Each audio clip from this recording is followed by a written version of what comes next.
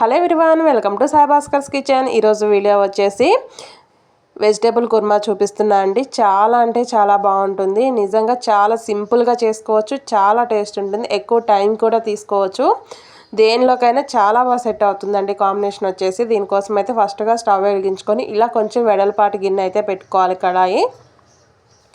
దీనిలో ఒక 3 స్పూన్ల మందం ఆయిల్ వేసుకున్నానండి. కొంచెం ఆయిల్ ఒక హాఫ్ స్పూన్ మందం ఎక్కువగానే పడుతుంది, ఎందుకంటే వెజిటేబుల్స్ కొంచెం ఎక్కువ క్వాంటిటీ ఉంటాయి కదా, ఉడకటానికి టైం పడుతుంది కదా వేగటానికి.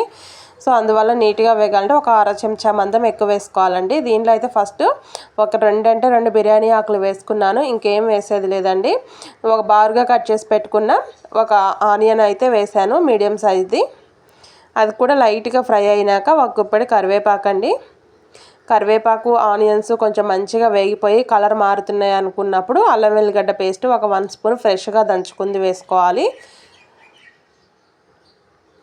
ఇప్పుడు ఇది కూడా అడగంటకుండా మంచిగా వేగే విధంగా ఇలా కలుపుతూ వేయించుకోండి. అడుగంటితే మనకి కర్రీ అయినా సరే టేస్ట్ మారిపోతుందండి, అందుకని దగ్గరుండి ఇలా వేయించుకుంటే అడుగంటకుండా ఉంటుందన్నమాట. నెక్స్ట్ వచ్చేసి ఆలుగడ్డ ముక్కలు. ఫస్ట్ అయితే ఆలుగడ్డ వేసి వేయించుకోవాలండి. చూసారు, ఈ విధంగా పచ్చివే ఆలుగడ్డలు, ఏం ఉడకబెట్టలేదు, పచ్చివే ఈ విధంగా నేను కట్ చేసుకున్నాను. మీకు ఒకవేళ టైం ఉంది అనుకుంటే ఉడికించి కూడా వేసుకోవచ్చు. అన్ని వెజిటేబుల్స్ సేమ్ ఇప్పుడు వేసే ప్రాసెస్లోనే అన్నీ ఉడకబెట్టుకొని వేసుకోవచ్చు. కాకపోతే నేనైతే డైరెక్ట్గానే వేస్తున్నాను. ఇలా డైరెక్ట్గా వేసినా కూడా ఎక్కువ టైం పట్టదండి. మొత్తం మనకి 20 మినిట్స్లో, ఎగ్జాక్ట్గా 20 మినిట్స్లో కర్రీ అనేది అయిపోతుంది.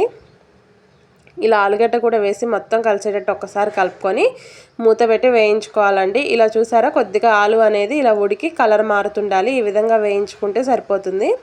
ముక్క మనం ఇలా ప్రెస్ చేస్తే కొంచెం మెత్తగా అనిపించాలి, అప్పుడు అది ఉడికిపోయినట్లు. అలాగే ఒక 3 క్యాప్సికమ్ అయితే ఇలా కట్ చేసుకున్నానండి, పెద్ద పెద్ద ముక్కల్లాగా. అలాగే ఒక కాలీఫ్లవర్ కూడా ఇలా నీట్గా కట్ చేసుకొని ఇవి వేడి నీళ్ళల్లో ఒక 10 మినిట్స్ ఉంచి తీసానండి కాలీఫ్లవర్. దాంట్లో ఏమన్నా చిన్నపాటి ఏమన్నా పురుగులు లాంటివి ఏమైనా ఉన్నా అవి చనిపోతాయి కదా వేడి నీళ్ళలో వేయటం వల్ల. సో అలా వేసి తీసాను. అలాగే కొంచెం ఒక 1.5 స్పూన్ మందం కర్రీకి సరిపడా ఉప్పు, ఒక అర చెంచా మందం పసుపు అండి. ఇంతవరకు వేసుకొని మొత్తం కలిసే విధంగా నీట్గా అయితే ఇలా కలిపేసుకోవాలి. ఇంకా మన ఇష్టం, ఏ వెజిటేబుల్స్ అన్నా వేసుకోవచ్చు. క్యారెట్ వేసుకోవచ్చు, బీన్స్ వేసుకోవచ్చు, అలా మన దగ్గర ఏవి అవైలబుల్గా ఉంటే అవి వేసుకోవచ్చు. కర్రీ మటుకి చాలా బాగా వస్తుందండి ఏ వెజిటేబుల్స్ వేసినా కూడా. మెయిన్ అయితే ఇవి ఇప్పుడు నేను వేసిన 4 మటుకి కంపల్సరీగా ఉండాల్సిందే, చాలా బాగుంటాయి. ఇప్పుడు ఇదైతే చూసారా, ముక్క మెత్తగా అయిపోయింది, మంచిగా ఉడికిపోయింది. ఇలా ఉడికిపోయినాక ఒక 3 నుంచి 4 టమాటాలు, ఇలా ఒక టమాటాను వచ్చేసి 4 పీసెస్ చేశానండి, ఎక్కువగా కూడా కట్ చేయలేదు. ఎందుకంటే మనకి కర్రీ అంతా ఉడికేసరికి బాగా మెత్తగా అయిపోతాయి. ఇలా కొంచెం పెద్ద పెద్దగా ఉంటే ఏంటంటే తినేటప్పుడు కూడా బాగుంటుంది, తినడానికి చూడటానికి కూడా బాగుంటుందని ఈ విధంగా ఒక టమాటాని 4 పీసెస్ లాగా కట్ చేసి వేసుకున్నాను. ఇప్పుడు ఇది కూడా ఒక్కసారి కలిపేసి మూత పెట్టేసి ఉడికించుకోవాలండి. టమాటా కొంచెం మెత్తబడ్డదాకా ఒక 2 నిమిషాలు. అది ఉడికినాక ఇలా కారం మనకి కర్రీకి సరిపడా 1 లేదా 2 స్పూన్ల మందం కారం వేసుకోవాలి. ఉప్పు పసుపు ఆల్రెడీ వేసాం కదా, ఇంకా అవసరం ఉండదండి. ఒకవేళ తక్కువ అయింది ఉప్పు అనుకుంటే లాస్ట్లో అడ్జస్ట్ చేసుకోవాలి, ఇప్పుడే కాదు.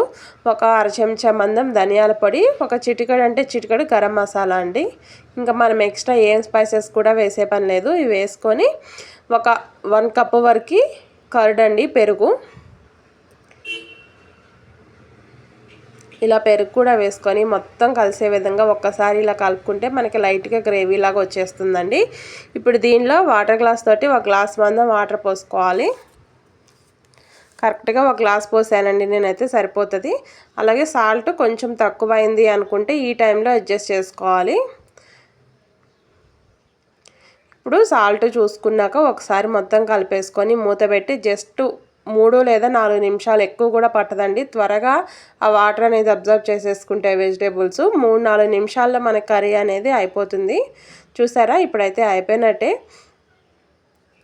మనకి మాత్రం గ్రేవీ ఉండాలి కదా, సో అందువల్ల ఇక స్టవ్ అనేది బంద్ చేస్తున్నాను. ఇప్పుడు లాస్ట్లో కొంచెం కొత్తిమీర వేసుకొని స్టవ్ బంద్ చేసుకుంటే చాలండి. ఇంకా మనం ఏం ఎక్స్ట్రా యాడ్ చేసుకునేది ఏం లేదు. నిజంగా ఒకసారి వీడియో చూసిన వాళ్ళైతే ట్రై చేయండి, చాలా అంటే చాలా బాగుంటుంది కర్రీ. మీకు బిర్యానీలోకైనా, వెజిటేబుల్ బిర్యానీలోకి, చపాతీలోకి, పూరీలోకి, దేనిలోకైనా, నార్మల్ రైస్లోకి చాలా బాగుంటుందండి. చాలా సింపుల్గా కూడా చేసుకోవచ్చు. టేస్ట్ అయితే అచ్చం క్యాటరింగ్ స్టైల్లో వస్తుందండి. తప్పకుండా వీడియో చూసిన వాళ్ళైతే ఒకసారి ట్రై చేయండి. వీడియోగా నచ్చితే లైక్, ఎవరికైనా యూజ్ అవుతుంది అనుకుంటే షేర్ చేయండి, సబ్స్క్రైబ్